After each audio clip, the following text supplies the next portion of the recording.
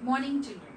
In the previous video we have learned why do we need the elections. In this video we are going to learn about what makes an election democratic. In the world all countries held elections, whether they are democratic or non-democratic. It doesn't matter that your country is democratic or non-democratic. The factor is that the elections held are democratic or non-democratic. Like China. China held the elections. Is their elections are democratic? We discussed this in the previous chapter. We discussed that China held the elections. Communist Party has the power. The single party system. Whether this is called as democratic? No, because there is no opposition party. People has no choice. Somewhere it is told that the elections,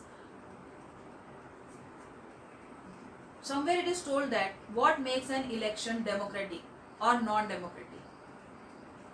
It depends on the principle that follow to held the elections. So what is important? The important thing is that the characteristics of the democratic elections or the features, some features of the democratic elections. This question will come in the three forms. What makes an election democratic? What are the characteristics of democratic elections? Or what are the features of democratic elections? The content of the answer will be same, but this question will come in these three forms. Okay. So, the first thing that we are going to learn is able to choose. One person, one vote, one value. It means that every person should have right to choose the leader, to choose the representative. Means, like we take the example of Saudi Arabia. In Saudi Arabia, the women are not having right to vote. So, is it we called it as one person, one vote, one value? No. Able to choose means every person of the country, whether it is men, women, whether it is rich, poor, weak, strong, everyone should have the right to vote.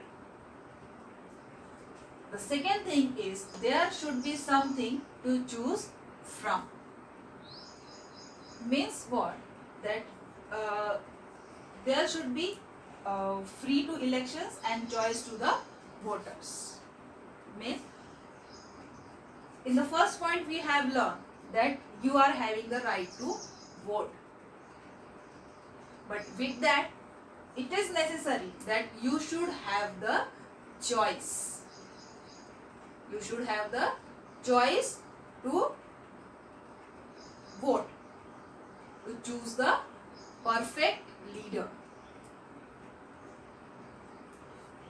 If you have the right to vote, but if there is only single party system, then what will happen? You have to forcefully vote to the same party. You will choose the same party. Just the thing is that the person will change. The person will change. Then third is choice should be offered at regular intervals. Now the first thing is that you are having right to vote. The second thing is that you are having choice. But once the election is won by a party and after that that party has not taken the elections. So this is also not correct. So after a fixed time period, there should be, or the regular intervals, after the 5 years, 10 years, the election should be held. The election should be held. The next is candidate preferred by the people should get elected. Now, the first thing that you have the right to vote. Second thing, you have the choice to whom you are going to select, and after that you are having the regular time period, 5 years, 10 years of elections to choose the leaders, and after that it is also necessary the person to whom the people has chosen should be made leader. Suppose one person is there, people has chosen him as a prime minister, but he was not made the prime minister. The another person with the who is having the wealth, power and money, he is made the prime minister. So this is also not the correct. Okay, so this point make the election democratic. This point make the election democratic. So once again we will revise. Now you are having the right to vote. Every person has one person, one vote, one value. Second, you are having the choice to choose. Third, the elections are held at regular intervals. Fourth, the candidate who is chosen by the people should get elected and make the leader. And the fifth is the election. The election should be free and fair. It means that there should be no malpractices, no conflicts. In the election, everyone has the right to stand as a candidate, whether the person is a rich or poor, whether the person is weak or strong. It doesn't have any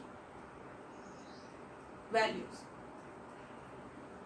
There is only the one thing, the election should be go free and fair. It should be open for all and it should be done in a fair manner. There should be no malpractices. Again we will repeat all the points once again. About a democratic election, there should be ability to choose, means one person, one vote, one value. Then there should be something to choose from. It means that people have to be choice to choose the person to whom they want. Second, the election should be held at regular intervals. Then candidate preferred by the people should get elected, means to whom the people has chosen, that person should be get elected, and the election should be free and fair. There should not be malpractices. Thank you.